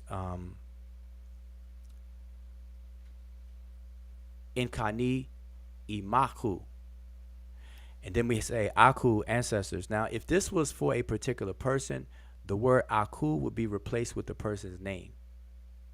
So, for example, if you wanted to recite this and apply it to today, symbolically or figuratively, of course, you would replace the word ancestors with a deceased person's name. So you would say, in kani imaku jando makeru. If it's a female, you would say, in kani imaku jando ma'at keru. You would change ma'a to ma'at keru. All right? And so that's what it means altogether. So it's for the ka of the revered ones, the ancestors who are justified. All right? So anyway, just wanted to kind of end on that. Let me cover this back up, because I don't want people to be cheating. All right, so anyway, so that's the build. That's the build. It's I got a few minutes, and let me take this off the screen. So hopefully you all will follow along there now. Let me put the chat back up on the screen. Y'all still with me? Shoot, I'm up here running my mouth. I could be talking to myself. All right, good. I see. I still got some people here. Okay, I didn't. I'm not totally by myself right now. All right, so I got the chat back up. So listen, shoot your questions. The panel link is in the chat. If you want to come on the panel, the brother Smash was here. I think he fell off. But if you want to come on the panel and you got a question, by all means, click the link. If you don't, I can see the chat now. Shout out to everybody who tuned in from the time I began till now. And the whole thing, I hope you have a takeaway here. All right. I hope you have a takeaway here and learn something. All right. Now I can keep on talking. If y'all, I don't see any questions. Did I? Let me scroll up a little bit. Maybe I'll start asking you questions early. Um. Okay. Obi-Wan Kenobi says, in self-taught I'm self-taught and have been doing it for about a year, so I move at my own pace. Yeah, that's good. And I design my classes for a while now to be self-paced. So, but I encourage people to learn with a group. So I encourage people, I teach the class, and so it may seem like a shameless plug, but it's not. It's a very, very genuine and successful and effective method to learn in a group with a group of people. Okay, and so I designed the classes to be self-paced, but it's with a group. We meet once a week, and we iron out any questions, any potential confusions, whatever the case is. We go over any lessons and this, that, and the third. Okay, so I always encourage people to learn in a group setting. Okay, so yeah, but that's good. Self-paced. I mean, you can only go at your own. You know your own capabilities. But still, even in that, you need a push from an external source. And if anybody knows me and has dealt with me, everybody know who's been around me or dealing with me knows that I got a coach mentality. I'm gonna push you to the point where you may be mad sometimes. I had one person I had one person get mad. He wasn't even a student. He was one of these honorary folks that we allowed to come into the study sessions, and he couldn't take the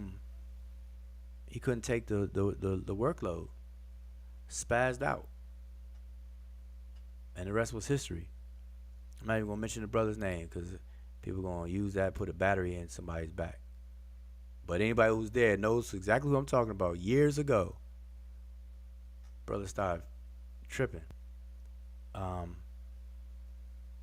Anyway, that's that wax on, wax off. Danielson. Okay, so what else we got? What else we got? Uh, Royal Wife of the King. Yep. Let's see. Anything? I'm trying to see if anybody had questions that I may have missed. Y'all were asking questions. Y'all having a whole conversation in the chat. All right, let me find it. Let me find it. Yeah, Mika has some questions. Where you at, Mika?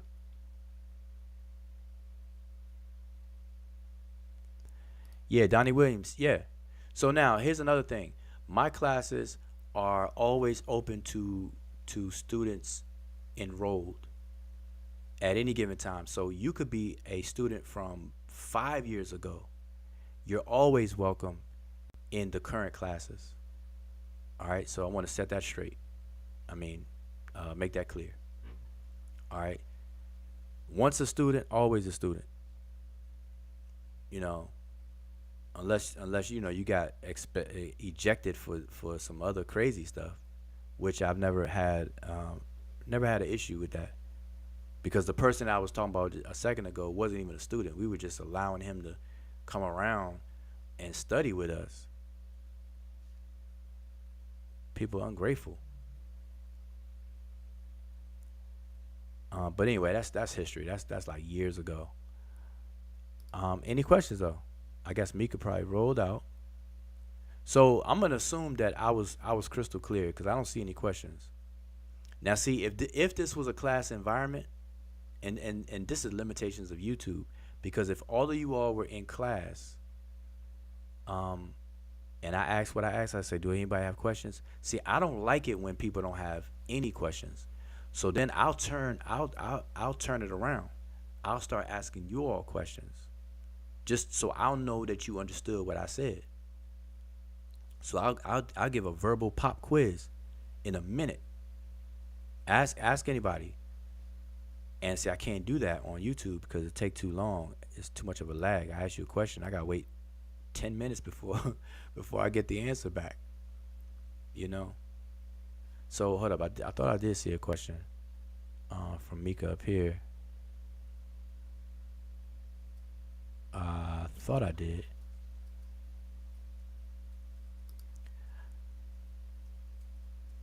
Okay, she said y'all used to do Freestyle Friday. When y'all gonna do that again?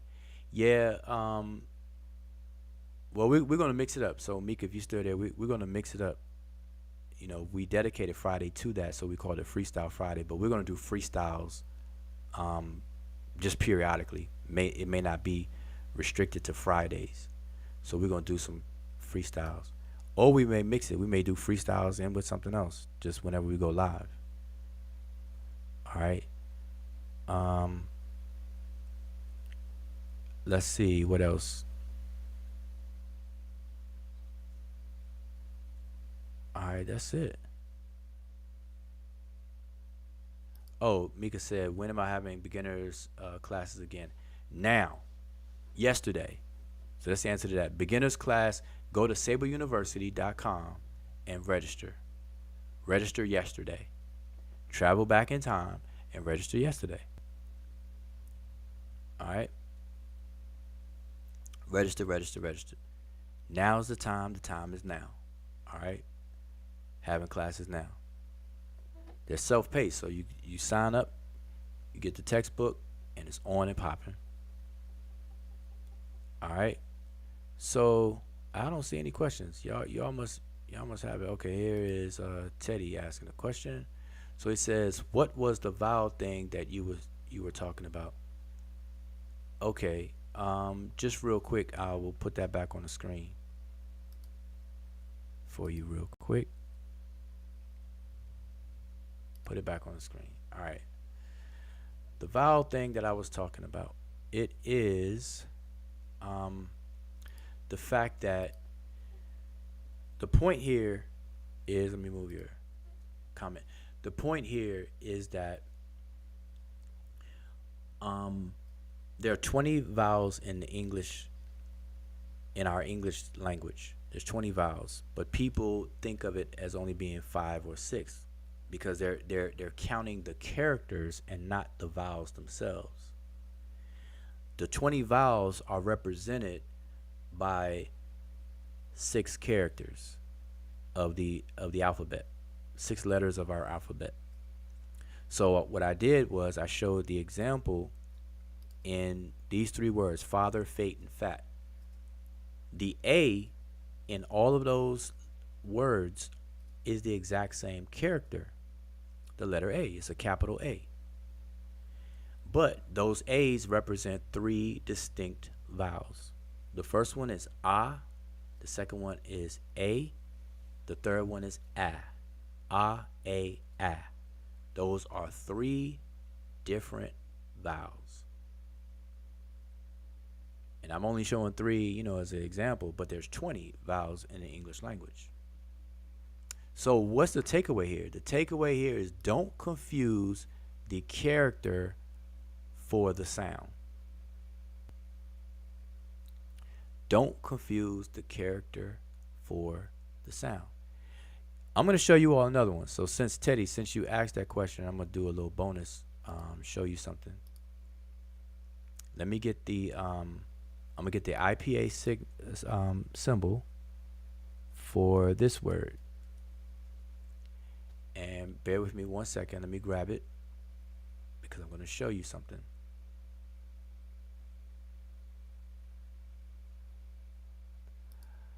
Grab the IPA. Okay. Um, Okay, I'm gonna get the IPA for the full word. So just give me 1 second here. 1 second. 1 second. 1 second.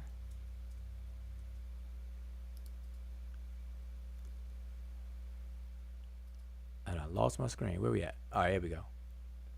So as a bonus, I'm gonna show this one. All right, let's move over.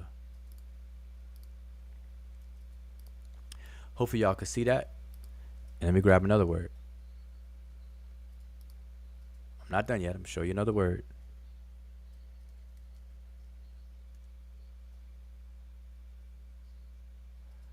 Give me a second here. All right, all right, all right.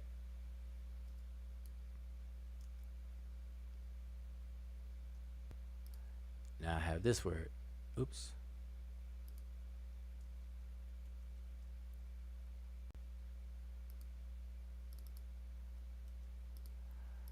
Okay, so y'all can see that on the screen. These are two words. Let me put them side by side. Actually, under each other. Okay, so these are two different words. Now, these are words. Now, you may not recognize what these words are because the format that I have them, let me make this big. The format that I have them in on the screen is the International Phonetic Alphabet, IPA. If you're familiar with the IPA, you know exactly how this sounds because what you're seeing is the pronunciation of these two words, but these are two separate words. But I'm going to spell out the words for you. The first word is the word sugar. And the second word is the word shovel. Now, what I want y'all to take note of is that this initial sound is a sh sound. And we will spell that sound out as an SH. But I want you to notice that the word sugar does not have the H. But yet, it still has the identical sound. You see the symbol here? That first symbol represents that sound. In the word shovel, we represent the sound by two English characters. It's a single sound now, by the way. That curly S or lazy S symbol is a single sound. Okay? But we represent it by two characters in the English language, the S and the H in the word shovel, but we only represent it by one English character or letter in the word sugar.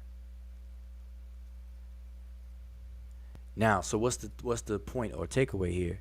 The takeaway here is that we need to be mindful of this so that we will no longer be confused about characters and their representations versus sounds. Okay? The next symbol here is u, like sh ugger, ugger, sugar, and then oval, shovel. That vowel, these are two different vowels here. But anyway, so I just wanted you all to understand that. So when I show you this A or this A here represents three different vowels, but in reverse, you got the same sound that's displayed or realized differently. One is just a single S by itself, and the other one is an SH. What's interesting is if I were to put this word here, sad. Notice that this S and this S are identical in appearance, but they represent completely different sounds. So let me get the IPA for the word sad, and I'll show you. As trivial as this may seem, this is very, very important. And it just proves a point. And these are the little details that people ignore or are unaware of, which throws conversations down the rabbit hole into a bunch of misinformation and silliness. All right. But those who study, we look at it like, man, this is the phonetic way of this word sad. So notice that the first symbol are different. These two first symbols are the same. That's why they sound the same, sugar and shovel. But the S in sad is the IPA symbol of S, which is totally different than this symbol. Visually, you see the difference. So you know that these two are going to be pronounced differently right from the start. Sad, sugar, shovel. But visibly, these two S's are identical in the way they look. So why aren't they pronounced the same? And that's why people will be like, man, the English language is confusing. The English language is a bastard language and all that nonsense. Just because they don't understand this stuff. It's funny. It's crazy. It's crazy and it's funny. So anyway, just wanted to kind of explain that a bit. What else we got going on? All right, so I'm definitely out of time. So again, I want everybody to review this. If you took your notes, then hey, get your study on. So let me review between last night and today. Here's the takeaway. The takeaway is stop listening to the knuckleheads out there that say that the hieroglyphs have not been deciphered. Stop listening to people who don't put in work and don't study. They just microwave everything. Just we gotta like stop giving life to that kind of stuff, right? Um, that's what to stop doing. What you should pick up doing if you're interested in ancient Egyptian culture, take the time out. You'll be rewarded. Trust me. Just take the time out to learn the basics. Learn the basics of the language. Learn the basics of these things because it will cut down on wasted time and all the noise that will float around in your head coming from people who don't study. You got people who microwave and only try to find bits just enough to argue against somebody that they about to debate or something. They're not in it for real, which is cool. We could be entertained by that, but don't think that that's what it is or that's where it's at. All right. Now, what I've given enough little nuggets for you all to clear up any confusion and to hopefully spark some interest for y'all to put in some studies. Now, you don't have to get a PhD, a master's or a bachelor's degree in Egyptology or the language and stuff like that.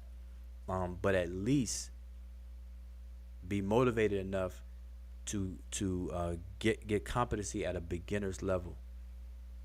If you're interested in ancient Egyptian culture and stuff, that is. I mean, if you're not, you're not. You're going look at and focus on what interests you. But if you're interested, these are the requirements. No longer can people be interested in Egypt and open their mouth about it without going through the basics. We shouldn't even allow that. We should shut people down when they try to talk about stuff like that. And this goes for anything, not just ancient Egypt. How people gonna argue about DNA and evolutionary biology and all this and that, but yet they haven't shown proficiency at basics. Who does that? Like why do we allow stuff like that to happen? You know? And everybody don't have to study the exact same things at the exact same times. My focus has been ancient Egypt, uh, more specifically the language. I study other things, but my main focus and what you all hear from me a lot most of the time is everything dealing with about ancient Egypt. But you don't. But I wouldn't go out on a limb and try to argue and debate with people about, let's say, uh, you know, uh, anything I'm not studying, like for instance, DNA, that I'm not like knee deep into the studies and things like that. Like we stay, people need to understand lanes. They need to see the dotted line on the road or the solid line on the road. They need to know the difference between the yellow line and the white line. They need to obey the traffic signals. The stop, red means stop, green means go, yellow means caution, you know. And if you run through an intersection and the light changes from yellow to red and you can still see it, you ran the light. That's pretty much universal across the nation. Every police officer that I've ever asked that question to, they say the same thing. Any traffic police officer will tell you that when your traffic light turns yellow and you're approaching an intersection at a certain speed, and the traffic light turns yellow, the deciding factor is if you make it through the light and you're in the driver's seat and the light's still yellow as you pass under it, you're good to go. But if that light changes red, if you actually see the light turn red, you ran the light. And they gonna light you up. Rip, rip, rip. Pull over. That's the running uh that's the running theme on that. But anyway, I hope y'all learned something. I hope y'all enjoyed last night and tonight. Today was a continuation, so it's labeled part two.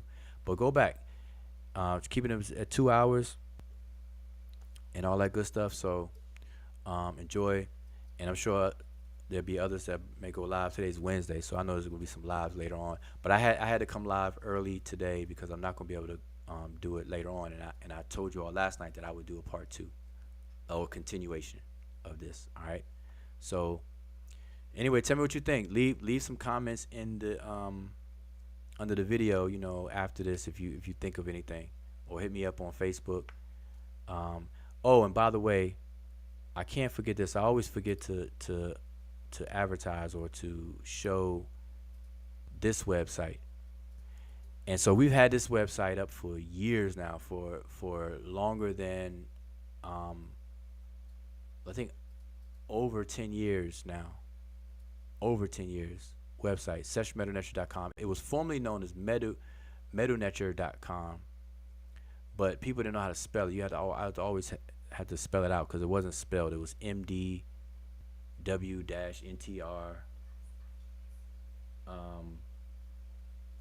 .com and everything like that. So now it's seshmedunetcher.com. And so this website is a resource type of website. So we got articles, we have blogs, a lot of things that you hear us talk about, a lot of things that are addressed from the circus community, aka conscious community, over the years. We've been there, done that already. Even what I went over today and last night. Let me show you all if I can real quick. Yeah, so even what I showed you. So I'm gonna go to blog articles, right? I'm gonna click on it. I'm gonna show you the article. Here's an article about Egyptology and its origin, the role of African science by Professor Theophilo Benga. You definitely want to check that out because people want to talk about Egyptology. Here's one about calendars. Here's the chakras. Now look at this. This is from December 15th, 2015. This is 7 years ago. Hotep being a foul word, smash that out the park. But anyway, let me get to the one I'm going to show you. Here it is. The sounds of language. See? And this was done in September of 2013. So this is 9 years ago. 9 years ago. What I talked about last night and tonight is what I put on the website 9 years ago. So the sounds of languages. So I'm talking about the articulation, the place of articulation and manner of articulation of sounds and the IPA and all this and that. So if you want to learn more about the IPA that I definitely skipped over yesterday and today, go to the website. Matter of fact, I'm gonna post a link inside the chat. Okay, Emicat is post that um, in the chat. So check it out. When you can. But you read about all the different sounds, the basic groupings of the sounds. We got fricatives, we have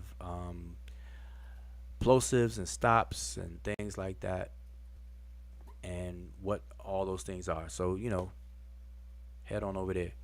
And I always forget to show this website. All right. Obviously, go to Sabre University, sign up for class, and all that good stuff. So, anyway, my time is definitely up, and I need to get out of here. So, I will see you all next time, and hopefully, you all had a takeaway and enjoy yourself. Um, and yeah, so you won't see me live, but if I do have time, I'll probably pop on somebody else's live, depending on what they're talking about. All right. Hopefully, I'll see some progress in these YouTube streets. All right. So, peace and Shemem Hotep.